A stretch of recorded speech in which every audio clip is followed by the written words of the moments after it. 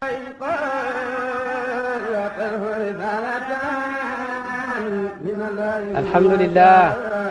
alhamdulillah alhamdulillah.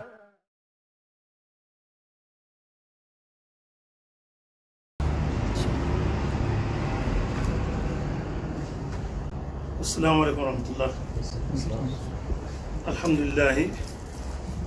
Wassalatu wassalamu ala rasulullah. Après avoir loué Allah Tabaraka Ta'ala dans toutes ses louanges et prié sur le saint prophète Muhammad sallallahu alayhi wa sallam, je dis à l'auditoire Assalamu alaikum wa rahmatullahi wa barakatuh. La fois dernière, il nous a été demandé de parler des bienfaits de la tariqa. Alors, évidemment, généralement, c'est un thème qu'on ne peut pas traiter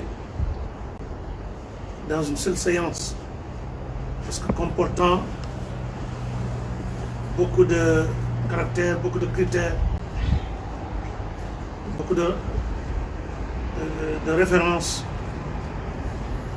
et qui nécessitent beaucoup de commentaires, beaucoup d'explications. Parce que dans le monde musulman, il y a un groupe qui se suffit tout simplement à obéir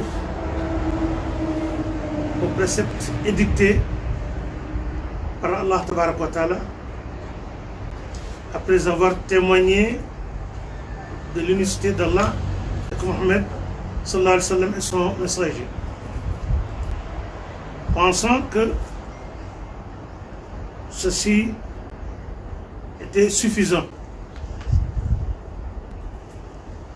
En tout cas, c'est extrêmement important. C'est ça quand même l'adresse d'un musulman. Mais ce n'est pas un tout. Parce que ce monde a été créé par Allah Tabaraka wa Ta'ala, qui a donc parmi les créatures choisi une créature qui est l'humain, qu'on appelle Adam, et qu'il a désigné comme étant son lieutenant, son vicaire, ou si vous voulez, son khalife, son représentant sur terre. Alors,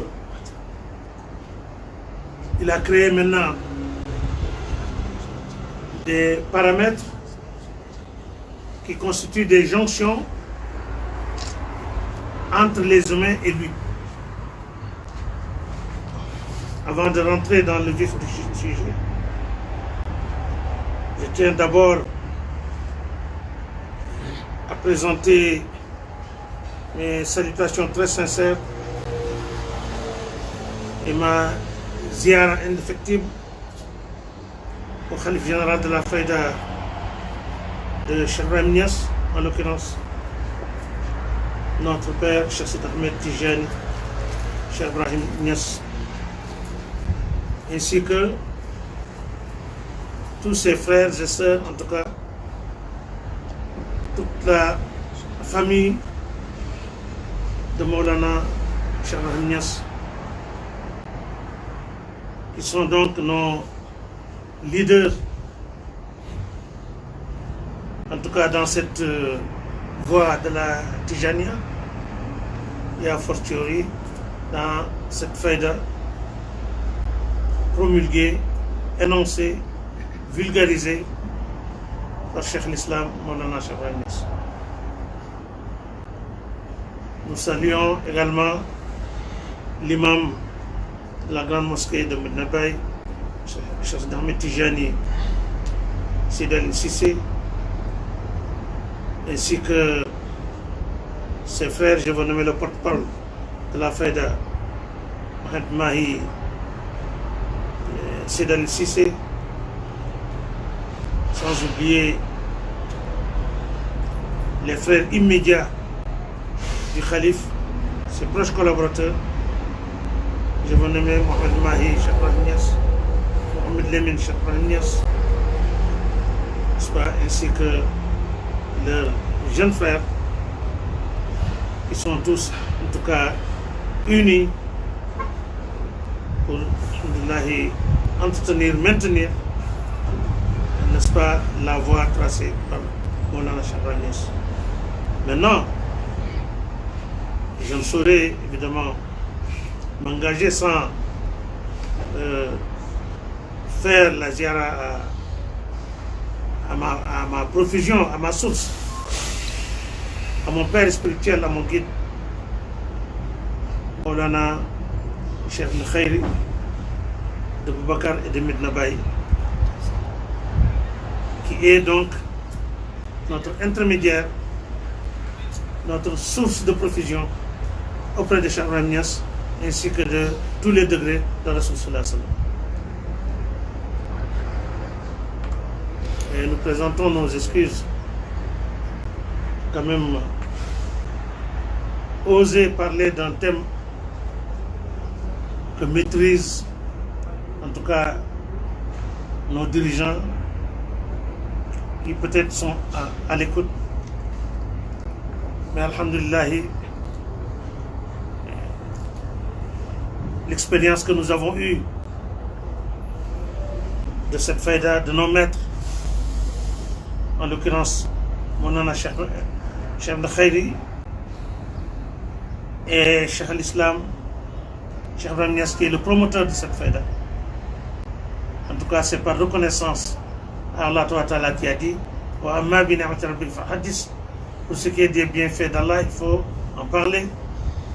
Et le hadith dit tout celui qui cite les bienfaits, il s'est montré reconnaissant. Celui qui l'était s'est montré ingrat. Donc a du mécru.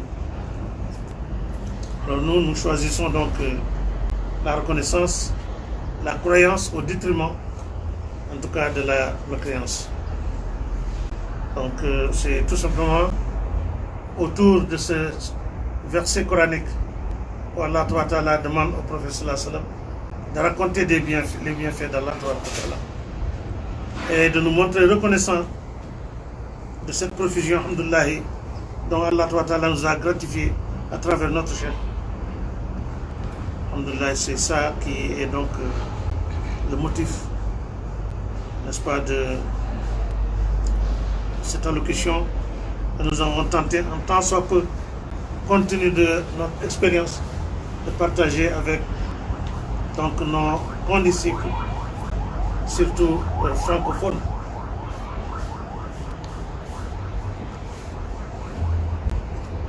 On avait parlé il y a quelque temps, durant je crois que c'était au cours du mois de Ramadan, des bienfaits de la tariqa. Mais moi je dirais plutôt la nécessité impérieuse à un fidèle de s'affilier à une voie.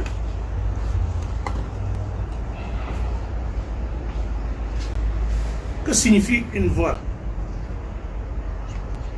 Nonobstant l'obéissance aux préceptes édictés par Allah Ta'ala, le fidèle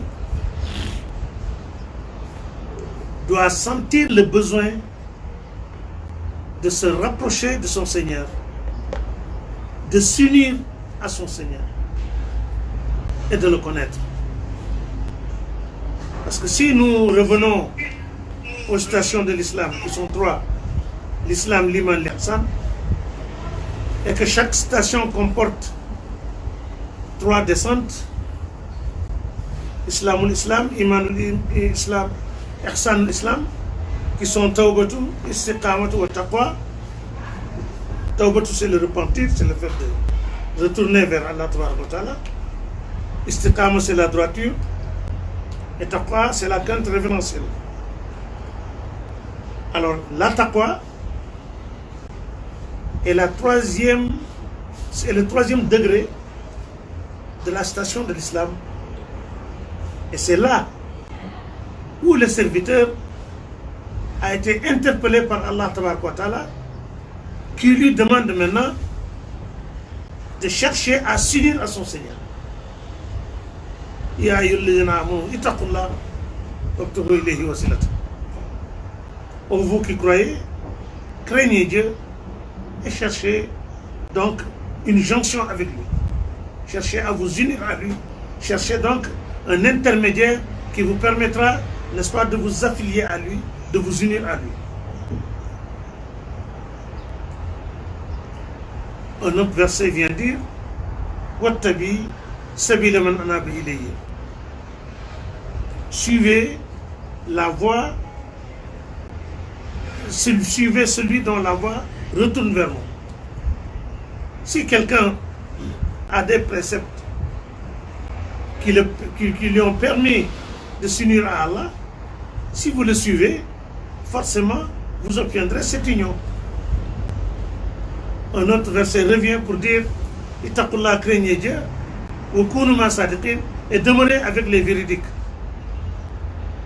Ce qui fait, la taqwa est donc le troisième degré des degrés de la station de l'islam.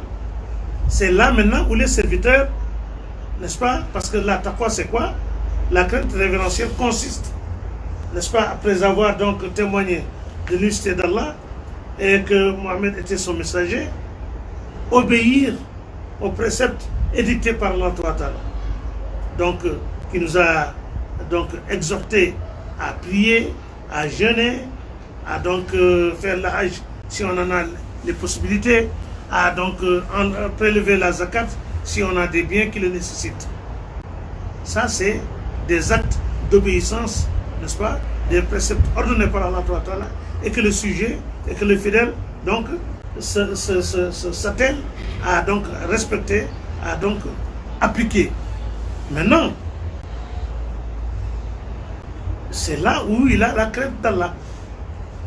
Comme maintenant il a la crainte d'Allah, on lui demande maintenant, c'est Dieu même c'est le Coran même qui lui demande de chercher maintenant à s'unir à Allah. Alors là maintenant, la deuxième station, parce que là c'était l'islam, l'islam c'est un acte de soumission. Il y a des bédouins qui s'étaient convertis à l'islam et ils ont dit Amanna, nous avons cru. Immédiatement, Allah a réagi pour leur dire non, dites Aslamna, nous sommes soumis, mais la foi n'a pas encore intégré vos cœurs. Donc si on revient un peu en arrière, on verra que les préceptes islamiques, donc la première station, n'est-ce pas, sont donc menés, sont appliqués par les organes physiques, n'est-ce pas, par le corps. Alors que la deuxième station, qui se trouve être la foi, là maintenant, il y a un organe enfermé dans la poitrine, qu'on appelle le cœur, qui est aussi interpellé. Donc le sujet, n'est-ce pas, doit adorer Dieu, d'abord par ses membres physiques. Là c'est l'obéissance aux préceptes édictés par Allah, mais également le cœur doit aussi s'activer à adorer Allah Ta'ala. Le premier acte d'adoration, n'est-ce pas, où sont les membres donc physiques qui l'accomplissent, c'est ça ce qu'on appelle ibadatu. La ibadatu, c'est-à-dire ce sont des préceptes édictés par Allah, des règles édictées par Allah Ta'ala, et que le fidèle, n'est-ce pas, se charge d'appliquer. Maintenant, quand il veut maintenant intégrer la station de l'iman, qui est la foi, là c'est le cœur qui est interpellé. Là, il vient dans un cadre qu'on appelle ubudiyatu. Là-bas, ibadatu, c'est des règles, n'est-ce pas, prescrites par Allah Ta'ala, alors que la personne même qui cherche à se transformer, c'est la personne même qui cherche à se perfectionner. Par quel moyen, n'est-ce pas, le serviteur s'élève, par quel moyen le serviteur en tout cas évolue, par quel moyen le serviteur se rapproche de son Seigneur. Il y a un organe de tout ce que Dieu a créé. Il a choisi une créature qui est l'humain, et au sein de cette créature, il a choisi une chair qu'on appelle le cœur. Et il l'a dit dans un hadith Qudsi, La yasawni ardi wa la samai, ma terre ne peut me contenir, mon ciel de même, yasawni qalbul abdul mu'min, je n'ai de place que dans le cœur de mon fidèle serviteur. Un autre hadith Qudsi vient, je fais le tour, n'est-ce pas, c'est Dieu qui parle, je fais le tour du cœur de mon serviteur par 24 heures, 7 fois, 70 fois, 700 fois, désirant y pénétrer, c'est-à-dire désirant pénétrer dans le cœur. Mais si je constate, ne serait-ce que le poids d'un atome, de ce qui est en dehors de moi, dans ce cœur, je ne pénètre pas donc dans ce cœur. D'où maintenant la nécessité impérieuse de purifier le cœur pour que ce soit un réceptacle digne de la présence divine. Maintenant, les moyens par lesquels le serviteur passe tout en s'attelant au Coran et à la Sunna, les moyens par lesquels il passe pour purifier ce cœur, pour mériter maintenant la présence d'Allah Tabaraka wa Ta'ala, c'est ça la tariqa. C'est comme vous êtes malade, vous venez voir le médecin, les diagnostics qu'il vous fait, les examens qu'il vous prescrit, les analyses, ensuite l'ordonnance qu'il vous prescrit, le mode d'emploi des médicaments. C'est ça la voie pour aller vers la guérison. Ça c'est pour le cas pathologique, la maladie du corps. La maladie du cœur également, il y a des maîtres spirituels qui donc, autant que les médecins ont l'expertise, en tout cas de traiter un mal jusqu'à la guérison, eux aussi, ils ont l'expertise de pouvoir purifier le cœur jusqu'à ce que ce soit un résultat digne de recevoir le Seigneur. Et je vous dis que nul ne peut échapper à cette donne. On ne peut pas avoir une foi pure, complète, tant que ce cœur n'est pas purifié. Tant qu'Allah Ta'ala ne fait pas de vous, n'est-ce pas, son correspondant, son allié, n'est-ce pas, sa descente. Vous êtes quand même, vous avez tous les, disons, vous respectez quand même les préceptes édictés par Allah Ta'ala, c'est très bien, vous obéissez à Allah Ta'ala, mais vous n'avez pas encore ce qu'on appelle la proximité avec Allah Ta'ala, qui a dit dans le Coran, n'est-ce pas, je suis plus proche de vous que votre veine jugulaire. Nous sommes plus proches d'eux que leur veine jugulaire, n'est-ce pas? Et il est aussi entre l'homme et son cœur. Mais, pour montrer que là c'est une condition sine qua non, c'est que le meilleur des créatures, en l'occurrence le prophète Mohammed sallallahu alayhi wa sallam, qui est en réalité une lumière émanant de la lumière divine, parce qu'il l'a dit, quand Dieu a voulu créer, il a enlevé de sa lumière, il m'a créé, et de ma lumière, il a créé tout ce qui est en dehors de moi. Une fois, il a demandé à Jibril quel âge vous avez. Jibril lui dit, je ne sais pas, mais quand Dieu m'a créé, je n'ai trouvé devant moi comme créature qu'une étoile. Cette étoile apparaissait 70 000 ans, n'est-ce pas, à ma vue, pour disparaître pendant 70 000 ans de ma vue, pour réapparaître à nouveau pendant 70 000 ans et disparaître à nouveau pendant 70 000 ans. Et j'ai eu à l'observer 70 000 fois. Le prophète sallallahu alayhi wa sallam lui dit, Zalik al-Najmu'ana, cette étoile c'était moi. Mais nous savons tous qu'une étoile ne peut pas nous édifier, encore moins une lumière.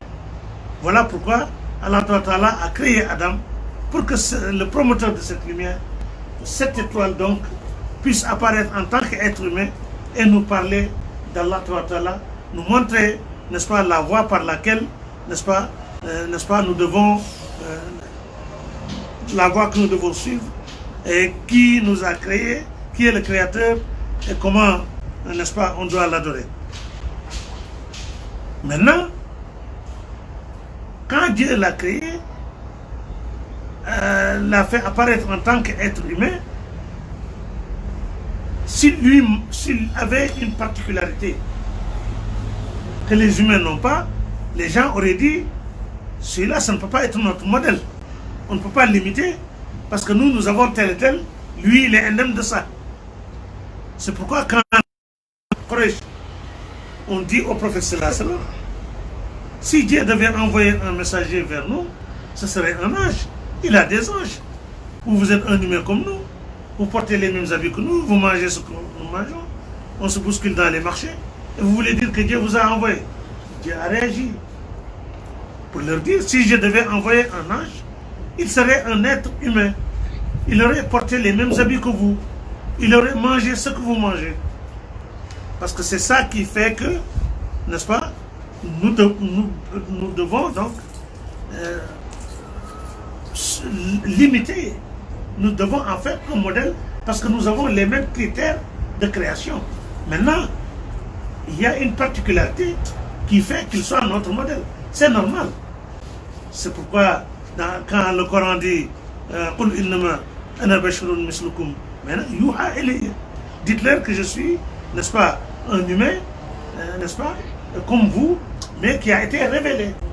Alors, qui a été révélé, c'est là où il s'est détaché des humains, n'est-ce pas? Alors, c'est pour ça que Mohamed Boussaïri dit Mohamed Bachar. Mohamed est un humain, là qu'al Bachar. Mais quel humain? Il est plutôt un diamant au milieu de cailloux. Maintenant, c'est là où je voulais en tout cas attirer l'attention. C'est-à-dire que il a fallu, en tant qu'être humain, ayant tous les critères d'un être humain, il a eu besoin qu'on lui purifie le cœur pour qu'il puisse donc atteindre la dimension qui lui est dévolue par Allah Tabaraka wa Ta'ala. Cheikh l'Islam, Cheikh Ibrahim Niass, raconte dans la sira du prophète sallallahu alayhi wa sallam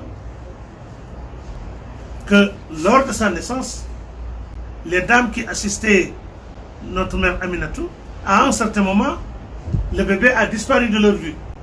Où est le bébé? Où est le bébé? Tout d'un coup, elles revoient le bébé à sa place.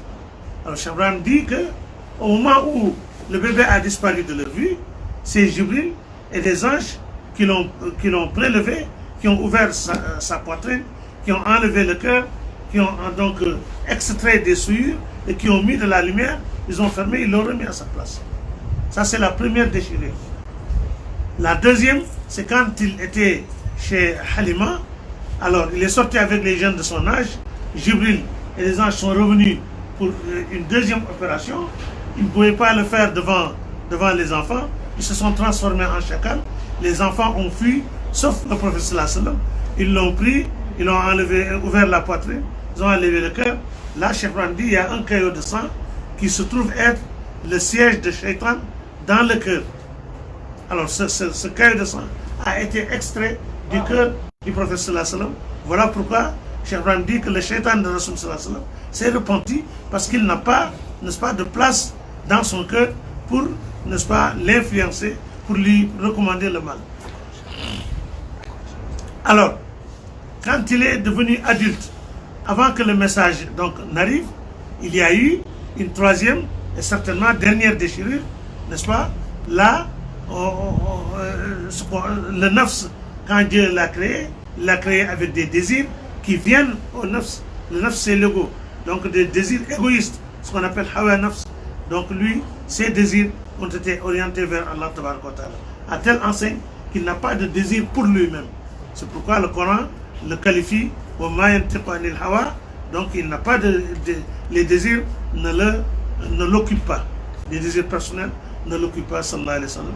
C'est en ce moment maintenant qu'il a reçu le message divin. Alors, la question maintenant que je me pose est que ici, est-ce qu'il y a un fidèle serviteur d'Allah, un musulman, qui peut prétendre avoir une foi pure, un cœur purifié, n'est-ce pas, sans se rapprocher d'Allah, sans subir, en tout cas, les mêmes opérations, n'est-ce pas, qui ont été suivies par le prophète sallallahu alayhi wa sallam. Certainement que ce n'est pas possible. C'est notre modèle. Maintenant, nous n'avons pas le privilège que des anges viennent nous le faire. Mais le remède quand même qui guérit la maladie du cœur, se trouve dans le Coran quand Dieu dit Ala bizikrillah tatminul qulub. N'est-ce pas que c'est le souvenir d'Allah, le rappel d'Allah, n'est-ce pas, l'invocation d'Allah qui raffermit les cœurs.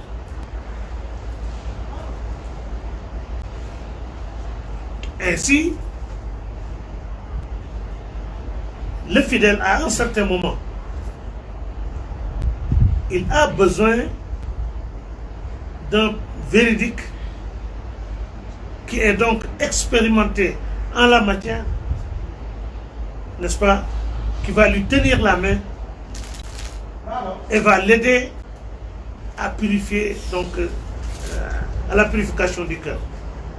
C'est pourquoi quand vous venez dans la station de Lima, vous trouvez là-bas le sidq, l'ikhlas et le tmaninat. Et le Coran vous dit Ittaqullah wa kunu ma sadiqin, craignez Dieu et demeurez avec les véridiques. Quand vous êtes avec un véridique, n'est-ce pas, il vous initie vers maintenant la pureté.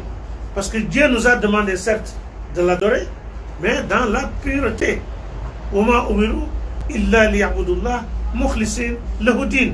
Il ne vous est ordonné que d'adorer Dieu, mais de purifier cette adoration. C'est ça la religion.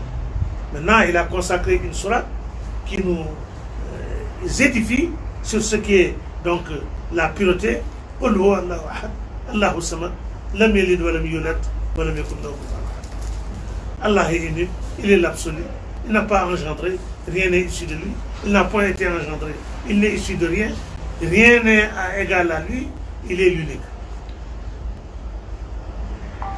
C'est pourquoi, quand vous avez donc un compagnon de ce genre, d'ailleurs les soufis le recommandent, n'est-ce pas, cherchez comme compagnon quelqu'un qui, quand vous le voyez, n'est-ce pas, il vous rappelle Dieu, n'est-ce pas, quand vous vous unissez, quand vous restez avec lui, il vous ramène, n'est-ce pas, vers Dieu, n'est-ce pas, quand vous en faites un compagnon, il vous fait connaître Dieu.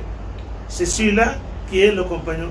C'est pourquoi le hadith avait dit, Sa'al ulama, pour ce qui est des savants, et les ulama, les hommes de science, les hommes de lettres, il faut leur poser des questions par rapport à vos actes d'adoration divine. Si je fais tel, comment, etc. Comment enlever la zakat, comment, etc. N'est-ce pas? Mais les sages, il faut donc parfois se mêler avec eux, s'asseoir avec eux. Mais pour ce qui est des Koubara, ça, il faut en faire des compagnons. Maintenant, tous sont d'accord que les Koubara, ce sont ceux qui sont arrivés à la gnose même, ou à la gnose, donc à la connaissance divine. Ça, il faut en faire un compagnon. Quand vous accompagnez quelqu'un qui connaît donc une voie, c'est sûr et certain qu'il va vous mettre dans la voie, et c'est sûr et certain, là où il est arrivé, n'est-ce pas, si vous tenez à lui, si vous ne le lâchez pas, il vous fera parvenir, n'est-ce pas, à la cible que vous cherchez. Parce que nous tous, Dieu nous a dit dans le Coran, Antum fuqara ilallah, vous êtes donc nécessiteux en Dieu. Et pour montrer aussi que le serviteur, n'est-ce pas, doit chercher la proximité avec Allah, doit se rapprocher de son Seigneur. Un hadith Qudsi, Allah Ta'ala dit, ce qu'il y a de plus agréable en moi, chez mon serviteur, c'est le fait qu'il accomplisse les actes que je lui ai ordonnés. Mais il ne cesse de s'approcher à moi par de bons nawafil, de bonnes prières surrogatoires, jusqu'à ce que je l'aime. Si je l'aime, je le deviens dans une version. Dans une autre version, je deviens la vue avec laquelle il voit, lui avec laquelle il entend, les mains avec lesquelles, n'est-ce pas, il agit, les pieds avec lesquels il marche. Alors là, il dit tout celui qui est contre donc ce serviteur, moi Dieu, je lui déclare la guerre. Et j'accède à toutes ses demandes et je le protège contre toute calamité. Que Dieu nous gratifie, en tout cas de ses bienfaits. Le Coran nous l'a recommandé. Courez vers Allah. Et le hadith dit, si le serviteur désire rencontrer son Seigneur, le Seigneur également désire le rencontrer. Un autre hadith Qudsi vient clarifier. Il dit, si le serviteur se rapproche de moi, c'est Dieu qui parle, d'un empan, c'est-à-dire la distance, n'est-ce pas, du pouce et de l'index, je me rapproche de lui d'une coudée. S'il se rapproche de moi d'une coudée, je me rapproche de lui d'une brasse s'il vient vers moi en marchant, je vais vers lui en courant. Donc forcément, Allah Ta'ala qui dit Kun fayakun, a plus forte raison s'il donc manifeste le désir de rencontrer son serviteur, c'est vite fait, n'est-ce pas? A plus forte raison maintenant que s'il va vers lui en courant, comme le hadith l'a dit. Donc ceci montre que si le serviteur, n'est-ce pas, a quand même, disons, les conditions, il est dans les conditions quand même pour rencontrer son Seigneur, il accepte en tout cas d'être guidé, Inch'Allah Ta'ala, il obtiendra ce qu'il désire. Parce que au fur et à mesure que le sadiq, c'est-à-dire le véridique, l'initie dans la pureté, n'est-ce pas, dans la pureté d'Allah Ta'ala, finalement, le cœur devient serein. Il obtient la sérénité du cœur. À force de lui parler d'Allah, de l'unicité d'Allah, finalement, le cœur, n'est-ce pas, devient ferme. C'est comme si, n'est-ce pas, il commence, n'est-ce pas, à sentir, n'est-ce pas, l'odeur, n'est-ce pas, de la présence divine, si on peut l'exprimer ainsi. C'est comme par exemple, il y a des nuages, bon, le vent souffle, alors tout celui qui connaît la pluie, il va sentir l'eau, mais il n'est pas encore mouillé. C'est comme aussi quand on prépare la sauce dans la marmite, n'est-ce pas, l'odeur vient vers vous, vous sentez quand même l'odeur de la sauce, vous n'avez pas encore mangé. Donc le serviteur aussi, il arrive à un moment où il commence à sentir, n'est-ce pas, les splendeurs, n'est-ce pas, les bienfaits de la présence divine, tout comme donc cet air qu'il hume. Alors là maintenant, c'est là maintenant où il fait un pas pour aller maintenant dans la troisième station, qui est l'ihsan, n'est-ce pas, la bienfaisance, où il trouvera la muraqaba, mushahada ou marifa. Muraqaba, c'est quoi? C'est maintenant la vigilance, n'est-ce pas? C'est comme si vous chassez, n'est-ce pas? À un certain moment, quand vous pointez l'arme, le fusil vers votre cible, il vous arrive même de retenir, n'est-ce pas, votre souffle. Toute votre attention est concentrée à la cible. Alors, si le serviteur, n'est-ce pas, désire rencontrer son Seigneur, le maître spirituel, n'est-ce pas, qui le guide, il l'éduque, n'est-ce pas, à se concentrer à la présence d'Allah, à se souvenir d'Allah où qu'il soit, comme ceux qui, le Coran dit, Inna alladhina yazkuruna Allah qiyaman wa qu'udan wa ala junubihim, ceux qui se souviennent d'Allah, n'est-ce pas, alladhina yazkuruna Allah qiyaman wa qu'udan wa ala junubihim, qui se souviennent de Dieu debout, assis et couché. Alors, cette vigilance maintenant comporte aussi trois stations, 3 degrés. Il y a Muraqaba, ce qu'on appelle Muraqaba Sukhra, il y a Muraqaba Wusta et Muraqaba Kubra. Muraqaba Sukhra, c'est la petite vigilance. C'est-à-dire là maintenant le serviteur, il est tellement donc éduqué, il est tellement, le cœur est tellement purifié au profit de la présence divine, à telle enseigne que tout ce qui bouge, il le rappelle Allah Tabaraka. S'il entend un coup de feu, il dit ça c'est un coup de feu, mais il voit que c'est Dieu qui est derrière.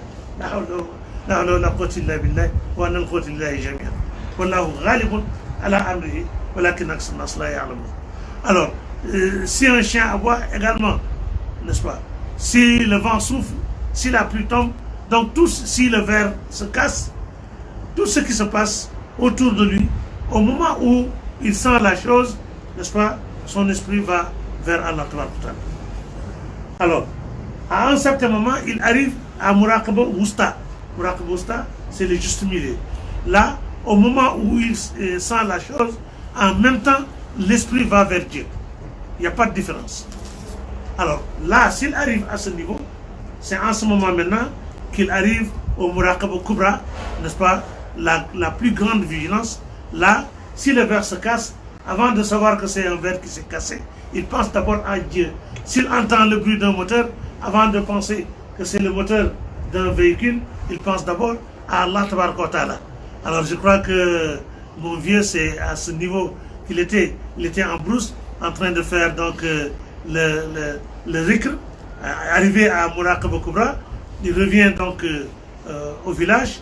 Alors il s'est avéré que les jeunes organisaient des jeux, des séances de lutte avec des tam-tams et autres, faisaient des acrobaties.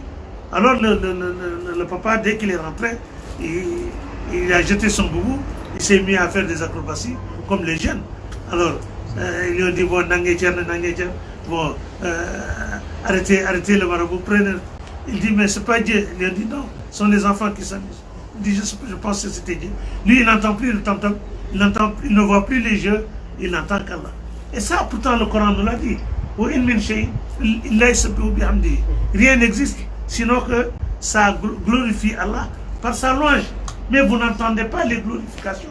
Mais si le cœur est purifié, vous allez entendre les glorifications. En ce moment, si un phénomène se passe, au lieu de voir le phénomène, c'est Dieu que vous sentez derrière. Et si on revient au Coran, on verra que tous les faits appartiennent à Allah.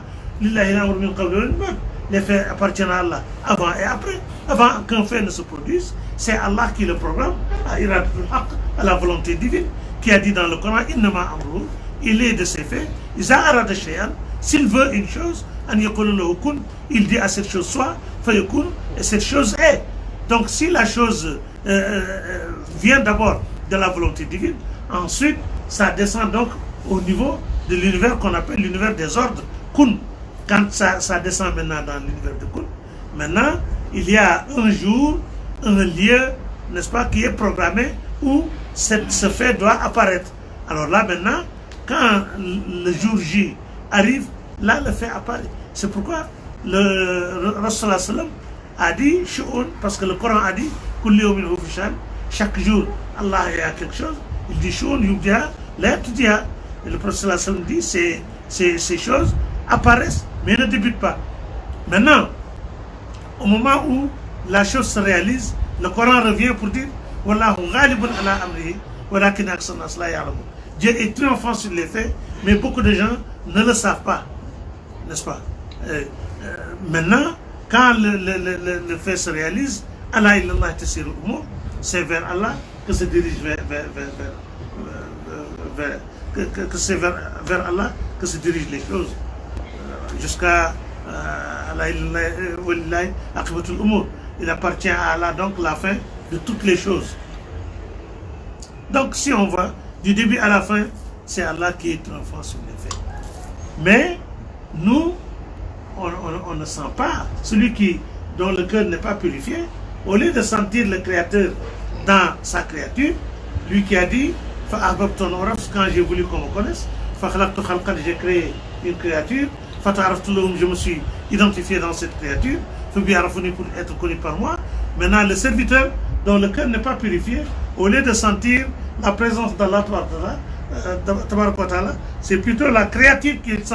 C'est la créature qui domine sur ce qu'il entend, sur ce qu'il voit, sur ce qu'il touche, sur ce qu'il constate, sur ce qu'il connaît. C'est pas normal. Ce n'est pas normal. Ça, c'est là la maladie, c'est une maladie du cœur. Parce que dans la réalité, Allah Ta'ala, avec toute sa puissance, toute sa grandeur, toute sa majesté, qui est présent dans toute chose, il n'y a pas le poids d'un atome où il n'y a pas la présence divine. Il est avec vous, où que vous soyez, consente autre chose au détriment de ce tout-puissant qui est le qui est le premier, le dernier, l'apparent et le caché. Et pour confirmer, le prophète sallallahu dit Allahumma, oh Allah, tu es le premier, rien ne t'a précédé, tu es le dernier, rien ne t'a succédé, tu es l'apparent, rien n'est au-dessus de toi, tu es le caché, rien n'est en dessous. Alors, si on ne le sent pas, c'est pas parce que Allah Ta'ala est disons, absent, c'est pas parce qu'il soit faible, non, c'est lui le fort, c'est lui le présent, c'est lui le réel. Mais nous, de par maintenant la maladie du cœur, les facultés qui nous permettent maintenant de percevoir, n'est-ce pas, la présence divine, ce sont ces facultés qui sont malades. Je vous donne un exemple. Quand vous êtes enrhumé, mais l'odeur du parfum n'est plus agréable. L'odeur de l'encens n'est plus agréable. Quand vous goûtez du miel, vous ne sentez plus le goût du sucre, le goût agréable. Alors, ce n'est pas parce que le miel n'est pas agréable, c'est pas parce que c'est comme par exemple un aveugle, quelqu'un atteint de cécité, supposons que ce soit de la cataracte, n'est-ce pas? En plein midi, il vous dit qu'il fait sombre. Mais il est malade. Si on lui enlève la cataracte, il verra qu'il fait jour, qu'il fait clair, n'est-ce pas? Les ténèbres vont disparaître. Tout ça, Dieu l'a créé, n'est-ce pas? Tout ceci, Dieu l'a créé pour quand même que ce soit des signes qui nous conduisent vers sa grandeur, vers sa puissance, vers sa présence, qui est indéfectible, qui est constante, qui est permanente, qui est éternelle. D'où maintenant la nécessité aux musulmans, n'est-ce pas, de se purifier le cœur. Maintenant, cette purification du cœur, les actes, n'est-ce pas, disons, rituels, ne sont pas suffisants. Parce que quand vous priez, ça n'atteint pas, c'est pas ça qui purifie le cœur. Quand vous jeûnez, c'est une bonne chose, mais c'est pas ça qui purifie le cœur. Les voiles qui existent entre le serviteur et son Seigneur, il faut qu'il y ait un guide, n'est-ce pas, spirituel, qui a l'expertise de purifier les cœurs, qui vous tient la main jusqu'à vous dire Cheikh Omar Foutiyou l'a dit dans Rima, n'est-ce pas? Il dit, si on réunit tout ce que Dieu a créé comme créature, et toutes les créatures adorent Dieu pendant 70 000 ans, on prend les bienfaits, on vous les donne, ça ne vous amènera pas à vous unir à Allah tant que vous ne visitez pas, tant que vous ne fréquentez pas les Ashabul Izn Khas, ceux qui ont une autorisation particulière. Par exemple, la Tijaniya que nous pratiquons, il y a deux autorisations. Il y a une autorisation générale et une autorisation particulière. L'autorisation générale maintenant, c'est le Muqaddam, il vous parle, n'est-ce pas, des conditions de la tariqa. Surtout les 3 conditions sine qua non dont Cheikh Tidiane a dit, tout celui qui prend la tariqa, on n'a qu'à lui demander les 3 conditions sine qua non. S'il les accepte, on peut le permettre de pratiquer le wird. Alors, maintenant, le Muqaddam vous parle des conditions. Quand vous les acceptez, il vous donne maintenant les piliers de la tariqa, lazim matin et soir, wazifa une fois par 24 heures après le maghrib, et hadr juma, n'est-ce pas, le vendredi entre asr et avant le coucher du soleil. Alors c'est ça, le premier muqaddam, lui il s'arrête là. Donc il vous a quand même permis d'avoir le passeport, il vous a permis d'avoir le visa, il vous a permis d'avoir le billet, mais il s'arrête là. Maintenant, le fait d'avoir le billet, d'avoir le passeport, en tout cas visé, et que vous le mettez dans votre mallette, vous restez chez vous, vous n'arriverez pas à Paris, encore moins à New York ou bien ailleurs. Donc, il y a un autre muqaddam, lui, quel est son rôle? C'est de tenir ta main, il t'amène jusqu'à l'aéroport, il te fait faire les formalités, il t'embarque dans l'avion, et ce qui est sûr et certain, l'avion va s'envoler et va atterrir à Roissy-Charles de Gaulle. Et vous serez donc en union avec Paris. Alors, lui aussi, il se peut que sa dimension s'arrête là. Maintenant, vous êtes à Roissy-Charles de Gaulle, vous êtes dans Paris. Si vous n'avez pas d'adresse, si vous n'avez pas de guide, là aussi c'est un autre problème. Donc là, vous avez aussi besoin de quelqu'un qui vous fait faire un deuxième voyage. Ce voyage maintenant, le premier voyage, c'était vers Paris, mais ce voyage maintenant, actuellement, c'est dans Paris même, n'est-ce pas? Donc il vous amène Paris 5e, Paris 6e, vous amène à Trappes, vous amène à, n'est-ce pas, Mantes-la-Jolie, etc., etc., etc.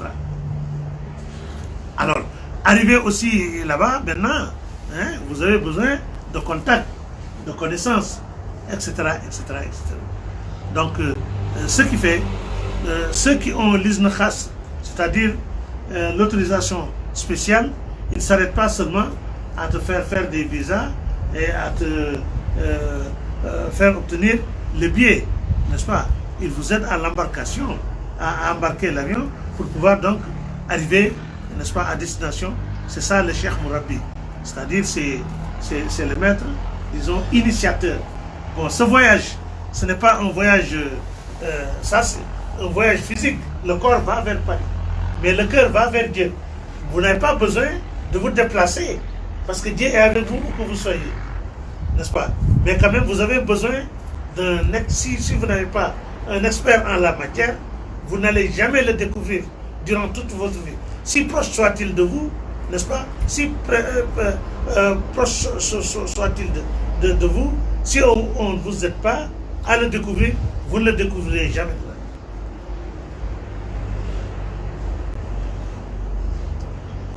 Alors là maintenant,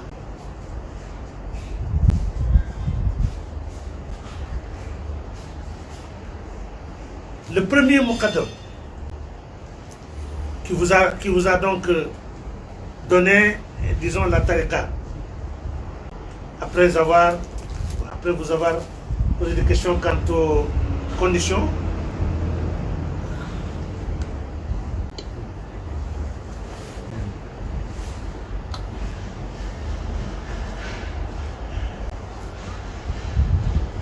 lui, il a ce qu'on appelle le sanad. Sanad, c'est une chaîne. C'est-à-dire que physiquement, il est affilié à Cheikh Ahmed Tidiane. Pourquoi? Parce qu'il va vous donner une silsila, c'est-à-dire une chaîne dans laquelle sera indiqué que je vous autorise à pratiquer la qattukum tariqa Cheikh Ahmed Tidiane. Je vous inspire la tariqa Tidiane. Niyabatan en remplacement, il parlera du cheikh qui lui a donné la tariqa. Et il citera aussi le cheikh qui a donné à ce dernier la tariqa, jusqu'à arriver à Cheikh Ahmed Tidiane. Il ne s'arrête pas là, jusqu'à arriver à Rasoul sallallahu alayhi wa sallam, parce que Cheikh Tidiane, c'est Rasoul sallallahu alayhi wa sallam qui lui a donné, inspiré la tariqa.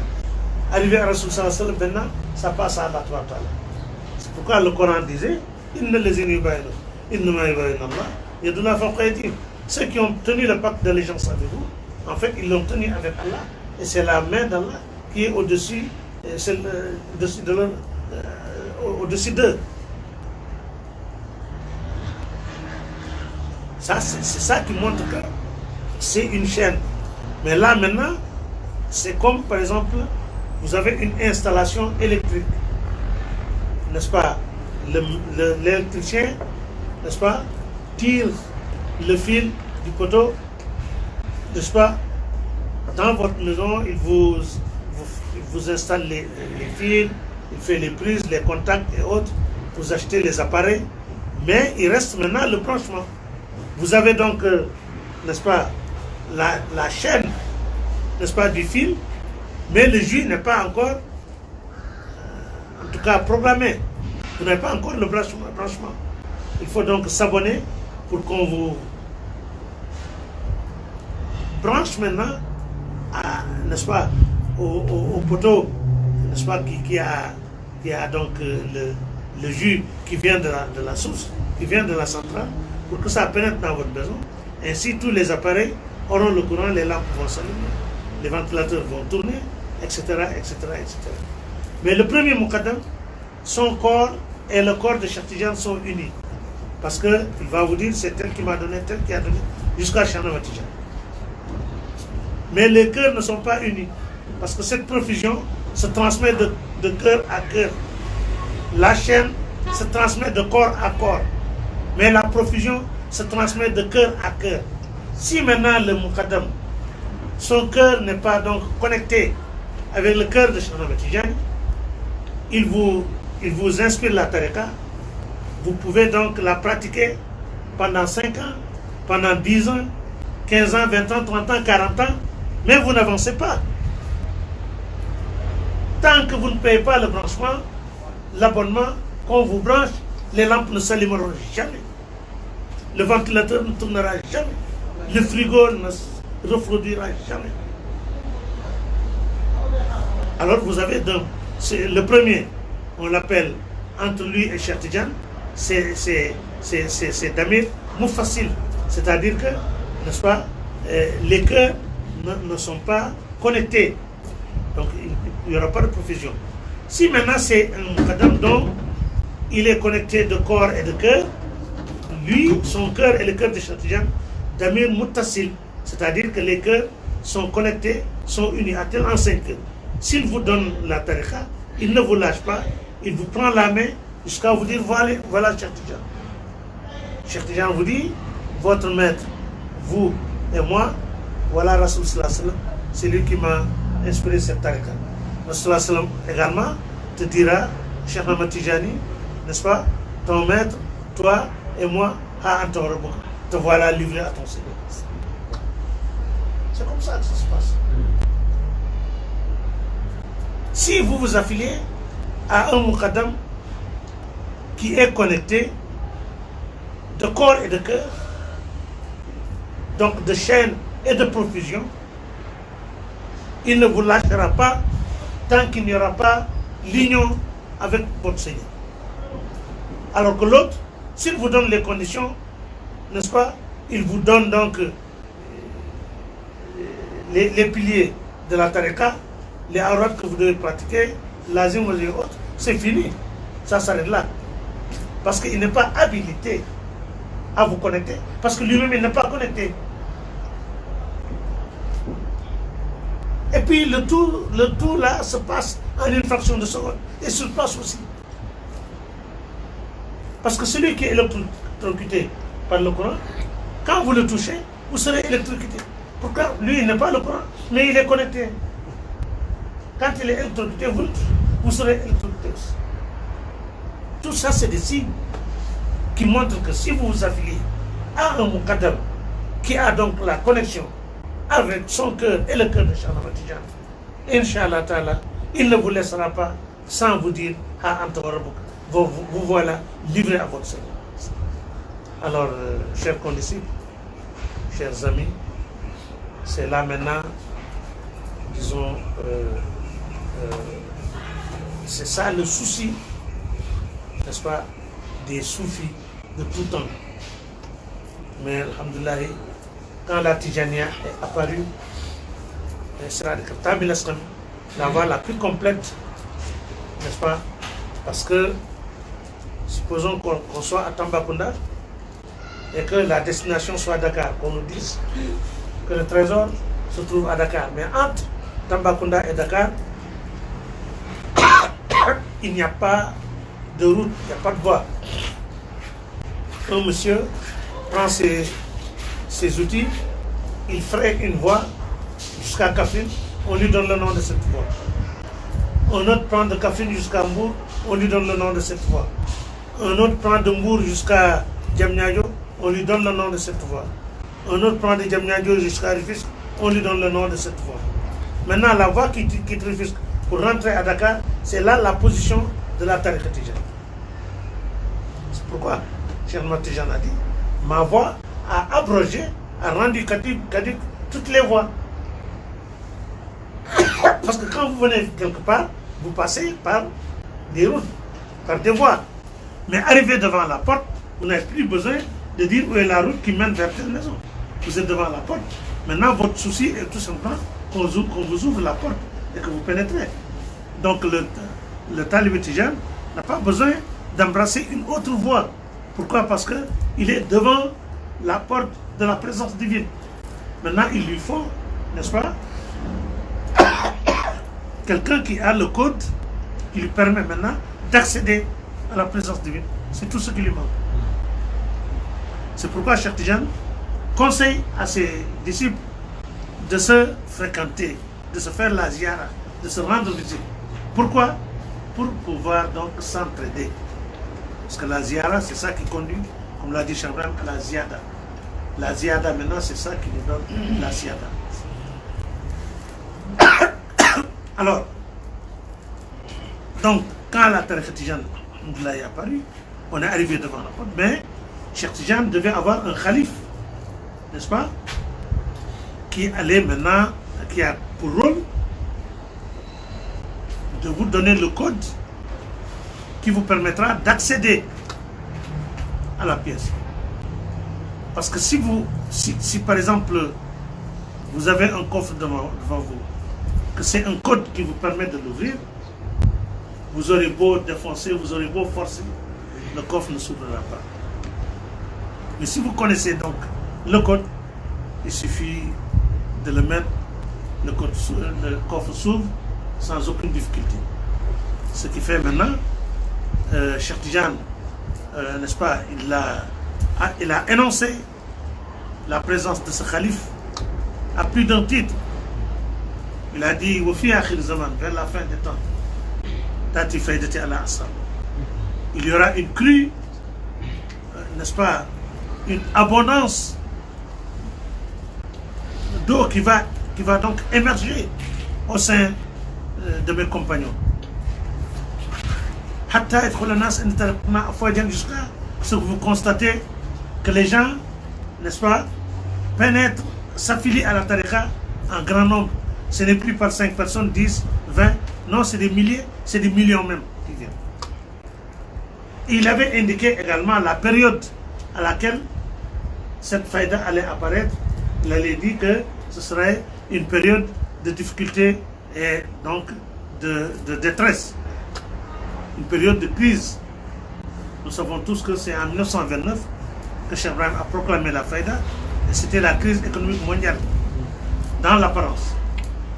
Maintenant, dans le batin, dans le réel, n'est-ce pas, Dieu, Allah, avant de faire boire, il crée d'abord la soif. Avant de créer la vie, c'est la mort d'abord. Il crée la mort, ensuite la vie, n'est-ce pas? Ce qui fait aussi, pour faire boire les gens, il faut d'abord qu'il crée la soif. C'est pourquoi, quand une nouvelle profusion doit venir, n'est-ce pas, les choses se raréfient. La dose qu'avaient les hommes de Dieu ne les suffit plus, n'est-ce pas, pour donc étancher leur soif. Alors, c'est ça maintenant qui les pousse à aller chercher, n'est-ce pas, un maître qui pourra donc étancher leur soif. Alors c'est en ce moment maintenant qu'il fait apparaître le titulaire de la station et les gens accourent autour de lui. Donc il avait donné beaucoup de signes concernant donc cet événement grandiose. Il avait donné beaucoup de signes concernant ce calife. Il avait dit que il y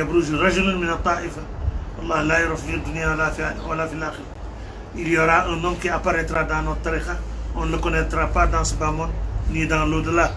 Il avait dit aussi, il y a un groupe parmi mes compagnons, il y a un groupe dont quand tu prends une mèche de ses cheveux, l'un d'eux, tu prends une mèche de ses cheveux, tu mets ça sur une balance, tu prends 1000 coudes, 1000 pôles qui ne sont pas tigeants, tu les mets sur une balance, la mèche de cheveux va peser plus lourd. Que dites-vous, n'est-ce pas, du dirigeant de ce groupe, du leader de ce groupe? Tout ça, c'est des signes du Sahib al-Faïda. Et il avait dit aussi que Kaba et le Chata, que les gens qui vont venir affluer vers lui seront donc, n'est-ce pas, de races différentes. Bon, si le temps l'avait permis, on aurait donné en tout cas des exemples, n'est-ce pas, sur de grandes personnalités de la Faïda, de races différentes, de Hausa, de Hantlar, de Wolof, d'Arabes, de Shrofao, donc, n'est-ce pas, qui sont venus d'horizons différents, sont regroupés auprès de Cheikh l'Islam, Moulana Cheikh Ibrahim Niass. Alhamdulillah. Donc, eux, donc, surtout ici, nous, dans l'Afrique de l'Ouest, nous savons que c'est un certain Mohamed Al-Hafiz, donc, qui a pris la tariqa des mains de Cheikh Ahmad Tidiane, qui l'a introduit ici dans l'Afrique de l'Ouest. C'est un Mauritanien. Donc, il a donné le word à un certain Mouloudval. Abdou Karim a donné à Cheikh Omar Foutiyou. C'est Cheikh Omar Foutiyou maintenant qui a introduit la tariqa dans le Sénégal. C'est lui qui a donné à Alpha Maher Wele. Ce dernier a donné à Sil Hajmali. Il a donné à Abou Bakr a donné à Mohamed Ibrahim Fouta Djeli. Mohamed Ibrahim Fouridjiri a donné à Haj Abdoulaye. Haj Abdoulaye Niass a donné à son fils Cheikh Ibrahim Niass. Donc c'est comme ça que la tariqa s'est introduite. Maintenant, si le petit-fils de Mohamed Al-Hafiz qui avait apporté la tariqa, en l'occurrence Manna Ab, connu sous le nom de Cheikh Ali, vient donc renouveler son wird avec Cheikh Ibrahim, vient donc cultiver le chant de Cheikh Ibrahim. Si maintenant le petit-fils de Mouloud Val, en l'occurrence Hadi Ould Saïd, vient renouveler son wird Tijan auprès de Cheikh Ibrahim, n'est-ce pas? Et si les petits-fils de Hafiz Ould Khayri viennent également renouveler leur wird, si le fils de Abdallah Ould Hajj, n'est-ce pas, vient renouveler son wird, n'est-ce pas, suivant les voies de son aïeul, cela veut dire qu'il y a une particularité que les gens recherchaient dans la Tijania, parce que c'était des grands khulafas, les Bedi Sidina, etc. Les Mohamed Al-Hafiz, les Mouloud Fall, Ahmed Soukayraj, Abdullahi, Alim Tamasin, Alim Harazim auparavant, n'est-ce pas, etc., etc. Que ce soit au Maroc, en Algérie, en Tunisie, jusqu'en Mauritanie, jusqu'au Sénégal. Nous avons Cheikh Omar Fouti, c'est Haj Mali, Haj Abdoulaye Niass, de grands ténors, de grands khulafas de la Tijania. Mais de tous ceux-ci, il n'y a pas un seul quand même qui a proclamé, qui a donc appelé et qui a donné des preuves, des références sur la présence donc de cette faïda dont avait proclamé Cheikh Ahmed Tidiane. On n'a pas vu aussi, n'est-ce pas, les signes dont Cheikh Ahmed Tidiane avait déclaré, on ne les a pas vus au sein d'un autre calife qui n'est pas Cheikh l'Islam, Cheikh Ibrahim Niass. Donc, alhamdoulilah, on nous avait demandé d'ailleurs de parler de Cheikh Ibrahim, de son œuvre. Il dit Cheikh Ibrahim, c'est un contenu. Ça, ce qu'on expliquait depuis le début donc, de la causerie, c'est ça, Cheikh Ibrahim, n'est-ce pas? Cheikh Ibrahim,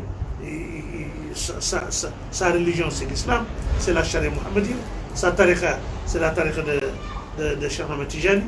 Maintenant, quelle est sa particularité, n'est-ce pas? Il n'a rien amené, n'est-ce pas, d'extraordinaire, qui sorte du cadre Kitab ou Sunnah. Il n'a rien amené qui sorte de la charia mohammedienne et de la tariqa Cheikh Ahmed Tijani. Mais seulement la quête de sens qui s'y était enfermée, que Dieu avait gardé, n'est-ce pas, durant des générations et des générations. C'est donc, il fallait que ça apparaisse entre les mains d'un individu qui soit un disciple de Cheikh Ahmed Tidiane, qui soit donc l'un des khulafas de Cheikh Ahmed Tidiane. Et alhamdoulilah, Dieu a choisi Cheikh l'Islam, Moulana Cheikh Ibrahim Niass, alhamdoulilah, Khatim Khatmi, Majmoul Bahreïn, alhamdoulilah, Cheikh l'Islam, un titre qui a été accordé à l'université de l'Égypte. Donc il fallait que ce soit entre ses mains que, n'est-ce pas, cette grande dimension apparaisse. Alors, c'est pour cela, ce qui montre qu'il est donc l'héritier réel de Rasul sallallahu alayhi wa sallam, il l'a dit dans des vers, وَلَوْ صُورُونِي فِي الْحَقِيقَةِ. Si on pouvait photographier ma réalité, on ne verrait que l'image du bien-aimé auprès de qui on tire jouissance. Il est parti à Paris, il a dit j'ai vu Rasulullah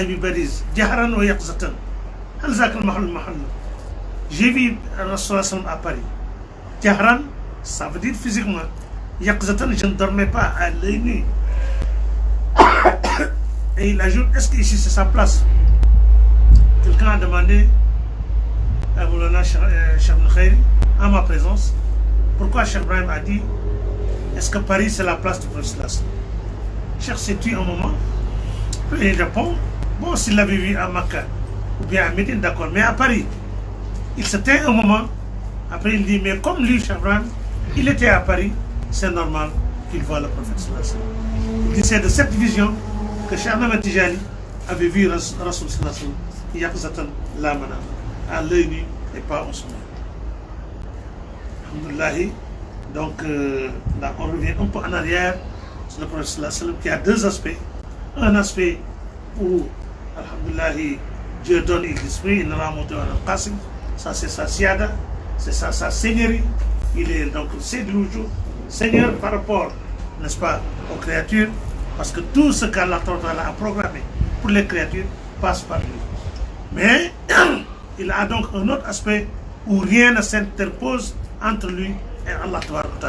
C'est là maintenant l'héritage de Maulana Cheikh al-Islam, Cheikh Ibrahim Niass. Voilà pourquoi quand il est apparu, l'accès, n'est-ce pas, à la divinité est devenu aisé, n'est-ce pas, est devenu facile. Pourquoi? Parce que les moyens existent, n'est-ce pas? Avant, si riche sois-tu, quand tu allais au Hajj, tu allais à pied, il fallait faire 1 an, n'est-ce pas?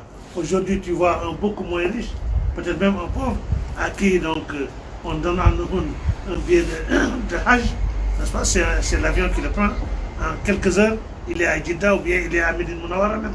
Il est devant le prophète sallallahu alayhi wa sallam, n'est-ce pas? Il habite dans des 30e étages, etc. etc. C'est des bus climatisés qui l'amènent à la Mecque, à Mouna, à Arafat, etc. etc. En un temps record, avant même 1 mois, il termine la Hajj, il revient. Alors que beaucoup plus riche que lui était là, mais il devait faire 1 an parce qu'il n'y avait pas d'avion. Bon, là aussi, pour ce qui est ce qu'on appelle le madad, la profusion, avant que cela n'apparaisse, avant que la tariqa tijane en tout cas n'apparaisse, le soufisme était extrêmement difficile. Les gens faisaient des années pour avoir l'ouverture. Il fallait aussi se mortifier l'âme, il fallait habiter en brousse, etc. Alors maintenant, tu habites dans des palais, dans des avions, tu portes de beaux habits, tu manges excellemment bien et tu arrives à Allah en un temps record. Ce n'est pas parce que tu es meilleur que les premiers, mais c'est ton époque qui est meilleure que l'autre époque. C'est donc, n'est-ce pas, l'évolution, n'est-ce pas, qui l'a recommandé ainsi. Avant, il n'y avait pas d'avion, donc il fallait marcher à pied. Maintenant, il y a l'avion. Avant, il n'y avait pas de zikr qui vous permettait, en tout cas, d'accéder à la présence, n'est-ce pas, de l'essence divine. Actuellement, alhamdoulilah, l'outil existe. Nous avons cela Fatih Lima Orlep. Et l'autorisation est là. Et c'est devenu aisé. Donc, alhamdoulilah, qu'Allah nous renforce. Allahumma al-haqqan. وارزقنا اتباعه من الباطل باطلا ولا تجعلنا اتباعه نبينا صاحب الله الحمد شفاعة القائل اللهم اجعل فوقي نورا تحتي نورا وراي نورا غلبي نورا خلفي نورا سمي نورا لقي نورا جازمي نورا واجرنا من شرور انفسنا سيئات اعمالنا حصائد السنتنا لا تجعل في قلوبنا غلا للذين امنوا ربنا انك رؤوف رحيم اللهم صل على سيدنا الفاتح والخاتم والصبر ناصر الحق بالحق الهادي الى صراط المستقيم وعلى اله وصحبه العظيم. Prochainement maintenant, on s'engagera directement, n'est-ce pas, dans la faïda, et aussi on essaiera de présenter cette grande personnalité, ce personnage en l'occurrence, n'est-ce pas, Cheikh Ibrahim Niass. Parce qu'avant de planter, avant de semer, il faut d'abord défricher. Donc il fallait d'abord, quand on vous dit de parler de Cheikh Ibrahim, de son œuvre, n'est-ce pas, il faut d'abord, n'est-ce pas, que les gens comprennent à quoi bon, n'est-ce pas, quel est le rôle de Cheikh Ibrahim. Que ça, c'est donc des actes d'adoration, n'est-ce pas, qui étaient là, et que, évidemment, cette dimension n'était pas apparue, donc l'accès était difficile, et maintenant, alhamdoulilah, le moment est venu, et le promoteur de cette faïda est apparu. Inch'Allah, on parlera un peu d'actualité de ses interventions dans le monde musulman et un peu de sa bibliographie, de ses écrits, alhamdoulilah, et aussi de ses, en tout cas, litanie vis-à-vis, n'est-ce pas, de son maître vis-à-vis du prophète Mohammed sallallahu alayhi wa sallam. Qu'Allah nous renforce dans cette voie vis-à-vis sallallahu alayhi wa sallam. Qu'Allah nous permette de nous abreuver davantage dans cette faïda. Comme il l'a dit, Dieu n'a pas de fin, donc la marche vers Dieu n'a pas de fin. Qu'Allah nous accorde n'est-ce pas, cette marche. Il a dit وفاض مني در المعني من دون طعم ولا تعني وزاقها يصير سير أبدي ونجني المعنى من فيد مددي. Il dit il y a profusion qui jaillissent à partir de moi. Tout celui qui goûte, il va marcher d'une marche éternelle et il va obtenir une marifa venant de notre profusion. Qu'Allah nous l'accorde. C'est pourquoi Mokhtar Hindi, parmi les grands avocats, il disait de bien voir cette parole de Cheikh Ibrahim, de la comparer là où Cheikh Khair dit dans son Ma'balu Ya Fawz, man hamu bihi, wa tahaqqaqu maqnunuhu, fuhum al-hudat as-sunnah. On n'a qu'à faire donc la comparaison entre cette parole de Cheikh Ibrahim et en tout cas ce poème, ces vers de Mawlana Cheikh Khair. Prochainement, Inch'Allah, on rentrera un peu dans les détails pour clarifier davantage. Inch'Allah ta'ala. Jazakumullah khairan.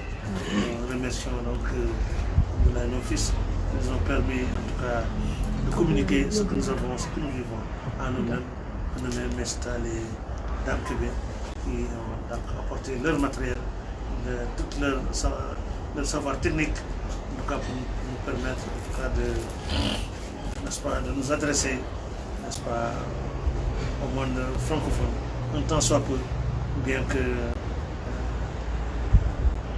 n'est-ce pas, il y a il doit y avoir des lacunes et autres, mais Inch'Allah on essaiera de se performer davantage, Inch'Allah, pour bien encore clarifier ce que c'est que la voie vers Dieu, ce que c'est donc l'union avec Allah, ce que c'est l'extension du serviteur, Inch'Allah, dans la divinité, et ce que c'est aussi le retour à la servitude, n'est-ce pas, tout en étant anéanti, n'est-ce pas, dans la présence divine.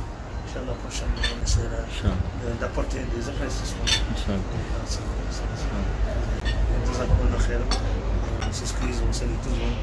Et on prie, nous prions tous qu'Allah